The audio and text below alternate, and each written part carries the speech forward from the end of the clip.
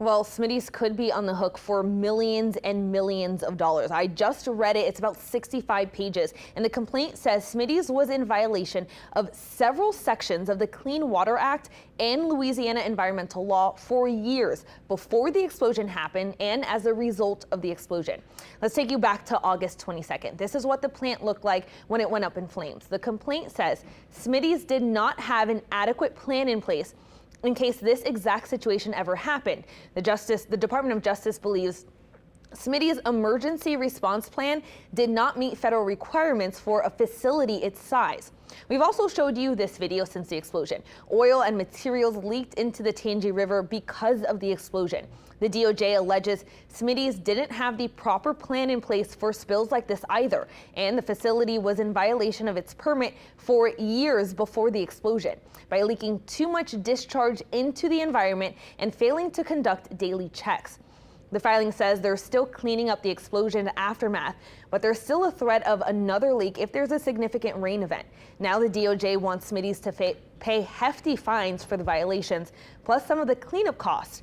And there could be additional fines if it's proven any of these violations were done willfully or knowingly. In the last 15 minutes, Smitty sent us a response through their lawyer saying in part that they remain committed to following all applicable laws and regulations, that August 22nd was a result of unforeseen industrial fire. They go on to say that they continue to be actively engaged with the EPA and LDEQ and are implementing their site remediation plan that was developed in coordination with both agencies. This is not the first lawsuit that we've seen against Smitty's, but it is the first time that we have heard the state talk about taking accountability.